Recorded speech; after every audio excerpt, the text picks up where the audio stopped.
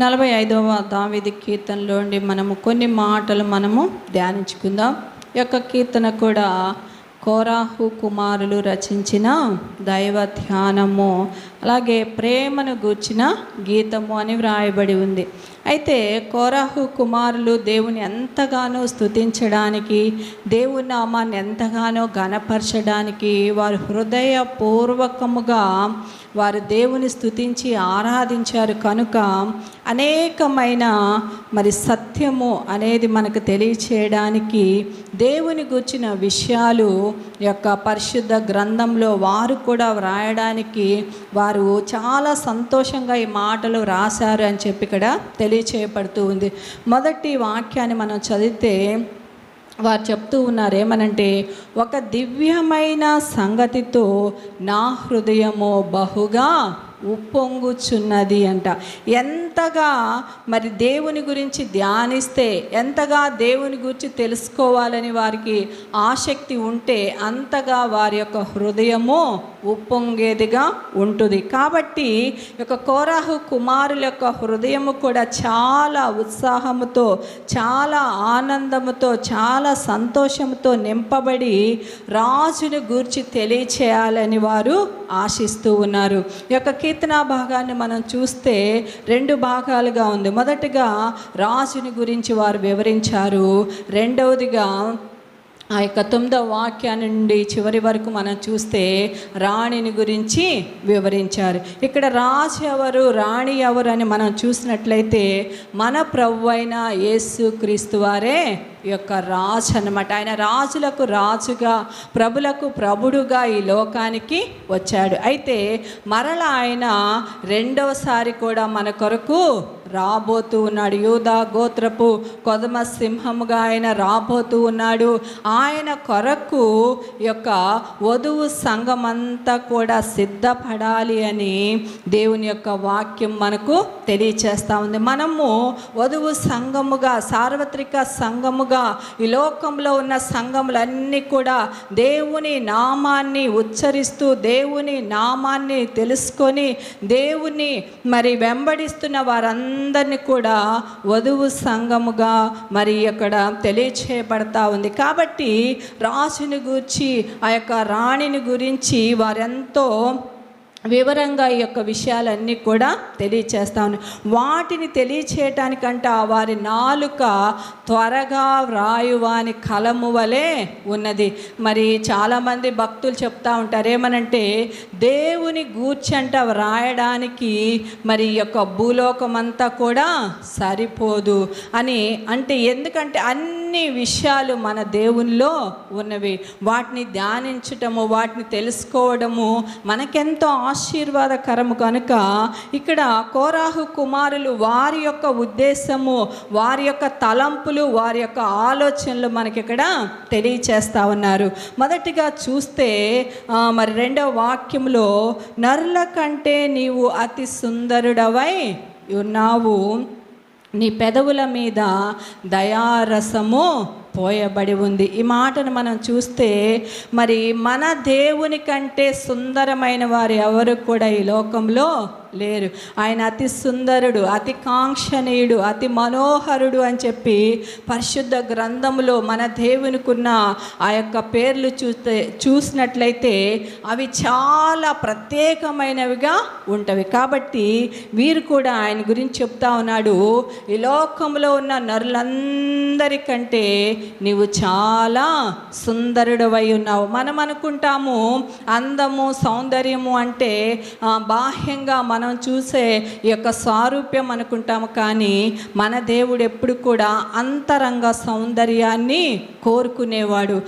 దేవుడు ఇంత సుందరంగా ఉన్నాడు అంటే ఆయన గుణాతిశయాలను మనము ధ్యానించాలి అని చెప్పి ఇక్కడ భక్తుడు మనకు తెలియచేస్తా ఉన్నాడు. కాబట్టి ఆయన గుణాతిశయాలు ఏంటంటే, ఇక్కడ మొదట మనం చూస్తే ఆయన పెదవుల మీదంట దయారసము పోయబడి ఉంది. మరి ఈ మాటను ధ్యానించాలంటే దేవుని పెదవుల మీద దయారసము పోయబడి ఉందంటే ఆయన నోరు తెరచి మాట్లాడితేనే అనేకులకు ఒక విడుదల, ఆయన నోరు తెరచి మాట్లాడితేనే అనేకుల హృదయంలో సంతోషము, ఆయన నోరు తెరచి మాట్లాడితేనే అనేక జీవితాలు బాగుపడినట్లుగా మనము చూస్తామన్నమాట. మరి ఒకానొక సమయంలో యేసు ప్రభువారు భూలోకంలో సంచరించిన దినాల్లో అందరూ కూడా రాళ్లతో తరుముతూ ఒక స్త్రీని ఆయన ముందు నిలవబెట్టారు. ఆయన ముందు నిలవబెట్టినప్పుడు ఆయన కూడా చూస్తూ ఉన్నాడు. చూసి మరి వాళ్ళతో చెప్పాడు ఏమనంటే, మీలో మొదట పాపం లేని వారు ఆమె మీద రాయి వేయాలంటే అందరూ కూడా వారి చేతిలో ఉన్న రాళ్ళు విడిచిపెట్టి ఒక్కొక్కరిగా మరి పెద్దల దగ్గర నుండి చిన్నల వరకు అందరు కూడా వెళ్ళిపోయినప్పుడు మరి ఆయన తలెత్తి ఒక మాట మాట్లాడతాడు. ఏమనంటే, అమ్మా నిన్నెవరు కూడా శిక్షించలేదా అని. అయితే ఆ యొక్క పిలుపును మనం చూసినట్లయితే దేవుని పెదవుల మీద పోయబడిన దయారసముతో కూడిన మాట ఆమె జీవితాన్నే మార్చివేసిందనమాట. కాబట్టి దేవుడు ప్రతి ఒక్కరిని కూడా, నా కుమారుడా, నా కుమార్తె, మీరు భయపడవద్దు, మీరు కలవరా పడవద్దు. మరి శిష్యులకు ఆయన ఎదురైనప్పుడు కూడా మీకు శుభము కలుగునుగాక. అవి ఎంత శ్రేష్టమైన మాటలు కదా. మనము కూడా మన తోటి స్నేహితులతో, మన యొక్క సంఘస్థులతో ఇలాంటి శుభ వచనాలు పలకడం మనం కూడా నేర్చుకుంటే చాలా ఆశీర్వాదకరం. మరి పాస్టర్ గారు కూడా ఎవరిని ఉద్దేశించి అయినా అమ్మ అనే మాటే ఆయన మాట్లాడుతూ ఉంటారనమాట. కాబట్టి మరి అది ఎంతో శ్రేష్టమైన మాట అన్నమాట. మరి ప్రభు అయిన యేసు క్రీస్తు వారి మరి క్రీస్తు వారు కూడా ఆయన పెదవుల మీద పోయబడిన దయారసముతో కూడిన మాటలు వింటే ప్రతి ఒక్కరిని కూడా ఆయన అమ్మ అని పిలిచారు. పాపి అని లేదు, పరిశుద్ధులని లేదు, ప్రతి ఒక్కరిని కూడా ఆయన ఒకే దృష్టితో చూస్తూ ఉన్నాడు. వీరందరూ కూడా నా సారూప్యంలో చేయబడిన వారు, వారు కూడా మంచి గుణాతిశయములు కలిగిన వారిగా ఉండాలి. నేను ఎలా ఉన్నానో నా బిడ్డలైన వారందరూ కూడా అలాగే మార్పు చెందాలి అని దేవుడు ప్రతి ఒక్కరి మీద ప్రత్యేకమైన కనుదృష్టిని ఉంచి వారితో మాట్లాడుతున్న విధానాన్ని మనము చూస్తూ ఉన్నాము. మరి ఒకసారి శిష్యుడైన పేతురు కూడా అంటాడు ఏమనంటే, ప్రభువా నిత్య జీవపు మాటలు కలిగిన నిన్ను విడిచిపెట్టి మేము ఎక్కడికి పోగలము. ఆయన మాటలు మాట్లాడితేనంట అవి నిత్య జీవముతో కూడిన మాటలు. మనలో ఒక శక్తి, మనలో ఒక ప్రభావము, మనలో ఒక బలము, మనలో ఒక ధైర్యాన్ని కలిగించే దేవుని మాటలను గురించి ఇక్కడ కోరాహు కుమారులు కూడా తెలియచేస్తూ ఉన్నారు. ఆయనలో ఉన్న మొదటి గుణాతిశయాన్ని మనం చూస్తూ ఉన్నాం. ఆయన నోరు తెరిస్తేనే అవి జీవమగలిగిన మాటలు. కాబట్టి దేవుని యొక్క మాటల ప్రవాహము ఏం చేస్తుందంటే మనల్ని బ్రతికిస్తూ ఉంది. అందుకనే కదా మరి దేవుని గురించి ప్రతి వారం కూడా విషయాలు తెలుసుకోవాలని చెప్పి మనము పరిగెత్తి దేవుని సన్నిధికి వచ్చి, దేవుడు నాతో ఏం మాట్లాడతాడు, ఇదిగో ఈ సమస్య ఉన్నది నాకు, ఈ కష్టం ఉంది నాకు, ఈ బాధ ఉంది నాకు, ఈ శ్రమ ఉంది నాకు, దీనిలో నుండి నాకు విడుదల ఎలాగూ దేవుడు అనుగ్రహిస్తాడని మనము ఆయన సన్నిధిలో కనిపెట్టుకుంటూ ఉన్నాము, ఎదురు చూస్తూ ఉన్నాము. కనుక ఆయన జీవమగలిగిన మాటల చేత మనకు ఒక మంచి మార్గాన్ని, ఒక మంచి ఆలోచనను, ఒక మంచి విజయాన్ని దేవుడు మనకు కలుగచేస్తూ ఉన్నాడు. తర్వాత మనం చూస్తే మరి సూర్యుడా నీ కత్తిని మొలను కట్టుకొనుము, నీ తేజస్సును నీ ప్రభావమును ధరించుకొనుము. మరి ఇక్కడ దేవునికి ఉన్న మరొక గుణాతిశయాన్ని వారు తెలియజేస్తూ ఉన్నాడు. ఆయన ఏంటంటే యుద్ధ సూర్యుడైన దేవుడు. ఎలాంటి వాడు? యుద్ధసూరుడైన దేవుడు అన్నమాట. ఆయన సైన్యములకు అధిపతిగా ఉన్నాడు. మరి ఆయన ఎన్నో యుద్ధాలు మన పక్షముగా చేసి ఉన్నాడు అన్నమాట. మరి ఆయన ఏర్పాటు చేసుకున్న జనాంగము కొరకు, ఇశ్రాయేలు ప్రజల కొరకు ఆయన ఎన్ని యుద్ధాలు చేశాడో పరిశుద్ధ గ్రంథంలో తెలియచేయబడతా ఉంది. మరి ఆయన చేసే యుద్ధాలు చూస్తే చాలా ఆశ్చర్యకరంగా ఉంటుంది. శత్రువులకు వారిని వారే పొడుచుకొని చంపే విధముగా చేయగలిగిన దేవుడు అనమాట. బలహీనలైన వారిని కూడా వినియోగించి మరి యుద్ధాలు జరిగించిన దేవుడుగా మనం ఆయన్ను చూస్తూ ఉన్నాము. ఇంకా చూస్తే ఒక రాజు అయితే దేవుని సన్నిధిలోనికి వెళ్ళి ఆయన దగ్గర ప్రార్థన చేశాడు, ప్రభువా శత్రువులు నా మీదకి వస్తూ ఉన్నారు, నేను ఎలాగూ యుద్ధము చేయాలంటే దేవుడు ఆయనకు ఒక మంచి ఆలోచన చెప్పాడేమనంటే, పాటలు పాడి దేవుని నామాన్ని స్తుతించే ఒక బృందాన్ని నువ్వు ఏర్పాటు చేసి యుద్ధంలో వారిని ముందుగా నడిపించని చెప్పాడు. అలా చెప్తే మరి ఆ రాజు అలాగే దేవుని ఆలోచన, దేవుని మాటను అనుసరించి అలాగూ జరిగించినప్పుడు గొప్ప విజయాన్ని ఇశ్రాయేలు ప్రజలు పొందుకున్నట్లుగా మనము చూస్తామన్నమాట. మరి దేవుని యొక్క ఆలోచన ఎలా ఉంది? అది మనుషుల ఆలోచనల కంటే మించినవి కనుక అవి శ్రేష్టమైన ఆలోచనతో మరి దేవుడు చేసే యుద్ధాలను మనము పరిశుద్ధ గ్రంథంలో చూస్తూ ఉన్నాం. తర్వాత ఆయన యొక్క గుణాతిశయాన్ని చూస్తే ఆయనంట సత్యమునకు సాక్షిగా ఉన్నాడు. ఎలా ఉన్నాడు మన దేవుడు? సత్యమునకు సాక్షిగా ఉన్నాడు. వినయముతో కూడిన నీతిని స్థాపించుటకు ప్రభావమును ధరించుకున్న దేవుడుగా మనకిక్కడ కనబడుతూ ఉన్నాడు. కాబట్టి ఇవన్నీ కూడా మన దేవుని యొక్క సౌందర్యము అని చెప్పి పరిశుద్ధ గ్రంథం మనకు తెలియచేస్తూ ఉంది. ఆయన సత్యమునకు సాక్షిగా ఈ లోకానికి వచ్చాడు. ఆయన ప్రభావము, ఆయన మహత్యము, ఆయన శక్తి, ఆయన సామర్థ్యము, ఆయన మరి అవన్నీ కూడా మన ఎదుట కనపరుస్తూ ఉన్నాడు. కనుక మనము దేవుని ఆరాధించుటకు, స్తుతించుటకు దేవుని సన్నిధిలో నిలవబడుతూ ఉన్నాం. ఇంకా మనము చూస్తే 5వ వాక్యములో, నీ బాణములు వాడిగలవి, ప్రజలు నీ చేత కూలుదురు, నీ బాణములు రాజు శత్రువుల గుండెలో చొచ్చును. ఇక్కడ మనం చూస్తే మొదటి 2-3 వాక్యాల్లో దేవుని యొక్క సౌందర్యాన్ని చూస్తూ ఉన్నాం, ఆయన గుణాతిశయాలు చూస్తూ ఉన్నాము.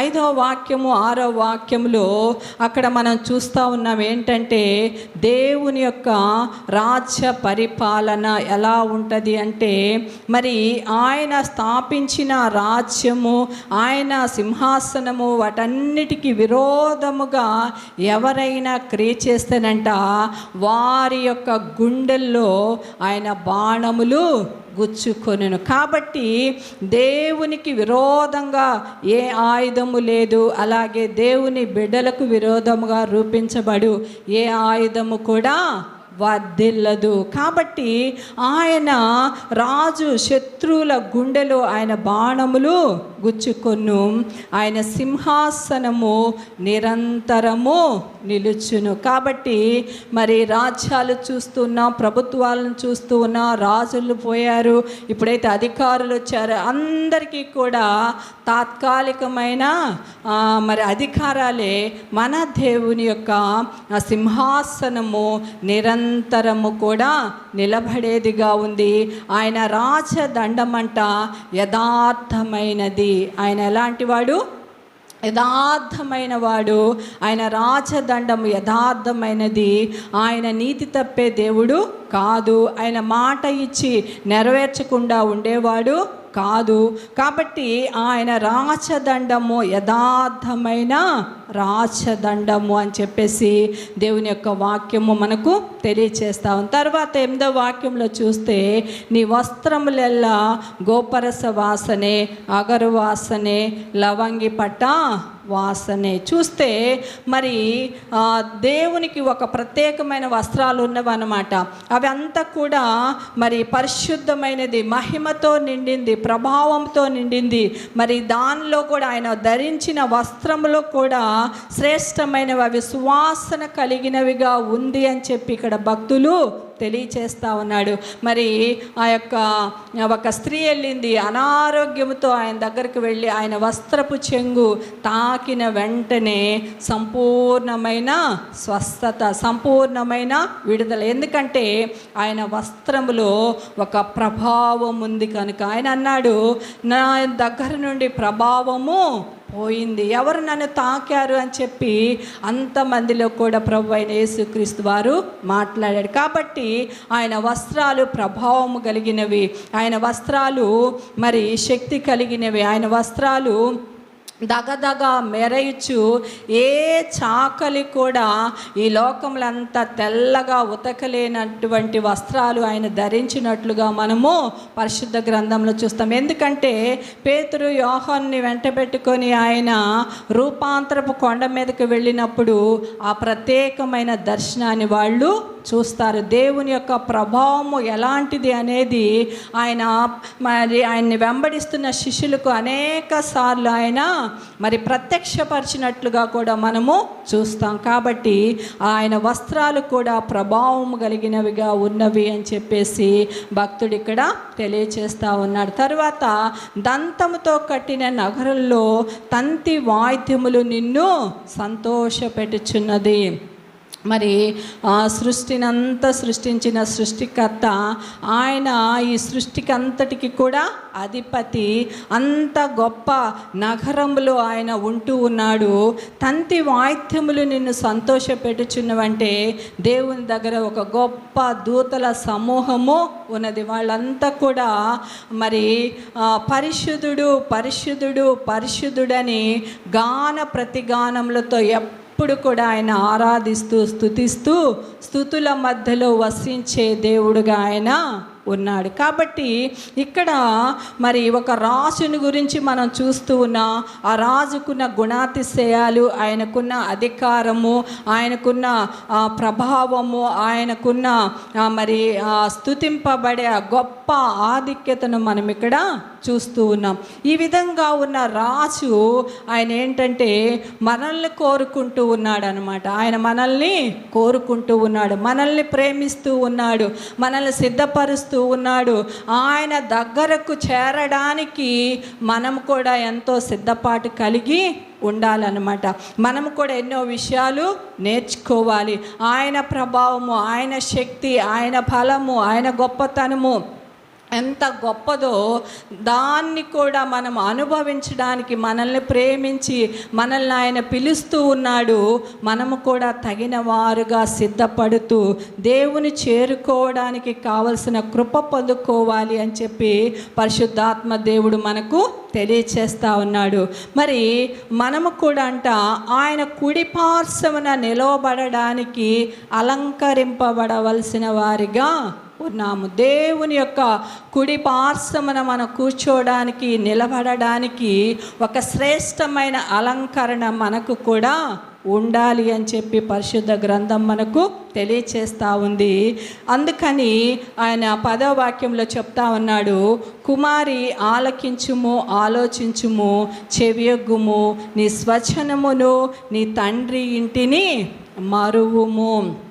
అయితే ఇక్కడ తండ్రి ఇంటిని మరవడము అంటే ఏంటంటే, మనము లోకంలో ఉన్నాం కదా, లోకాన్ని చూస్తూ ఉంటాం. చాలామందికి లోకాశలు ఎక్కువగా ఉంటాయి అన్నమాట.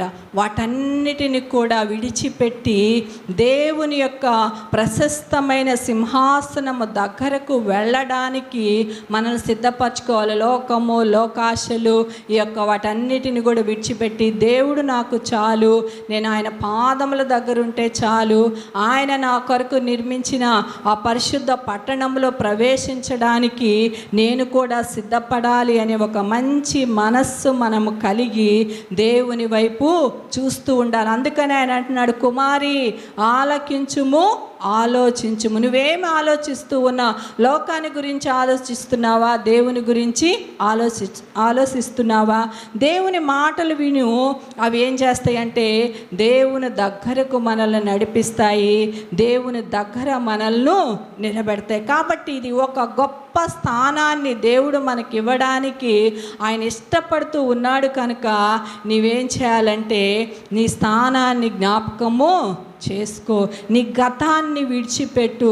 గతంలో మనమంతా కూడా పాపులుగా ఉన్నాము. గతంలో మనమంతా కూడా దేవునికి దూరస్తులుగా ఉన్నాము.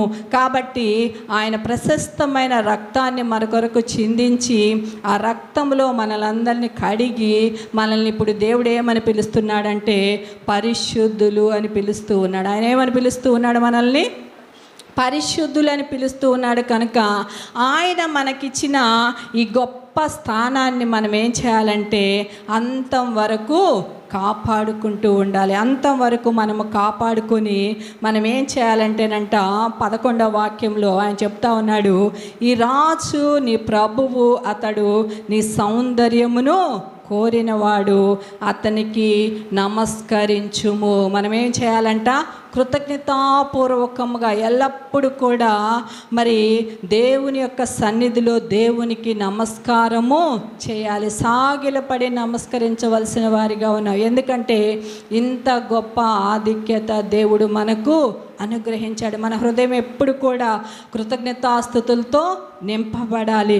దేవుడు చేసిన మేలులు, దేవుడు చేసిన ఉపకారాలను మనం ఎప్పుడు కూడా మర్చిపోకుండా ఆయన్ను మనమంట నమస్కరించవలసిన వారిగా ఉండాలి. అయితే తరువాత మనం చూస్తే 13వ వాక్యములో దేవుడంట మన కొరకు ఒక అంతఃపురాన్ని ఏర్పాటు చేస్తూ ఉన్నాడు. కాబట్టి శ్రేష్టమైన అంతఃపురము ఆయన యోహాను సువార్త 14వ అధ్యాయంలో తెలియజేశాడు. ఏమనండి? నేను వెళ్ళి మీ కొరకు స్థలము సిద్ధపరుస్తూ ఉన్నాను.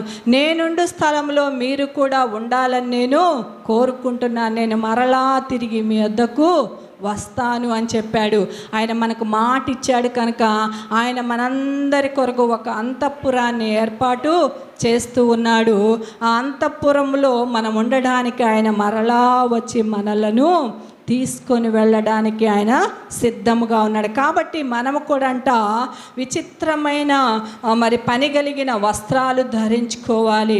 ఆమె వస్త్రము బంగారు బుటా పని చేసింది. మన వస్త్రాలను కూడా మనం ఏం చేయాలంటే సిద్ధపరచుకోవాలి. మనకు దేవుడు ఏమని చెబుతున్నాడు? నీతి అనే మైమరుపును మీరు ధరించుకోండి. నీతి అనే వస్త్రము ధరించుకోవాల్సిన వారిగా మనం ఉన్నాము. మన నీతి వస్త్రము ఎక్కడ కూడా మాసిపోకుండా, మన నీతి వస్త్రము ఎక్కడ కూడా మరి చిరిగిపోకుండా మనం ఏం చేయాలంటే దాన్ని కాపాడుకొని అది ఇంకా శ్రేష్టమైనదిగా, అది ఇంకా ఆశీర్వాదకరమైనదిగా మార్చుకుంటూ మనము కూడా సిద్ధపడాలి అని చెప్పి పరిశుద్ధాత్మ దేవుడు మనకు తెలియచేస్తూ ఉన్నాడు. కాబట్టి ఈ రీతిగా మన ప్రభువు మనల్ని ఆయన తీసుకొని వెళ్ళి 7 ఏండ్ల పెండ్లి విందంటే ఎన్ని సంవత్సరాలు? 7 ఏండ్లు పెండ్లి విందులో పాల్గొని మనము సంతోషంతో ఆనందంతో మన ప్రభుతో కలిసి మరి ఆ తరువాత యుగయుగాలు జీవించే ఒక శ్రేష్టమైన జీవితము మనకు ఉంది అని చెప్పి ఆయన యొక్క పరిశుద్ధ గ్రంథము ద్వారా, భక్తుల ద్వారా, మరి లేఖనాల ద్వారా ఆయన తెలియచేస్తూ ఉన్నాడు. మరి ఈ విషయాలే మనం నేర్చుకుంటూ ఉన్నాం. వీటికి తగిన వారిగా మనము సిద్ధపడుతూ తగిన వారిగా జీవించడానికి మన రాజుకు ఉన్న ఆలోచనలు మనము గుర్తెరిగి మనము కూడా తగిన వారిగా సిద్ధపడి మన రాజును చేరుకునే ఆ గొప్ప కృపా భాగ్యమును పరిశుద్ధాత్మ దేవుడు మనందరికీ అనుగ్రహించునుగాక. ఆమేన్.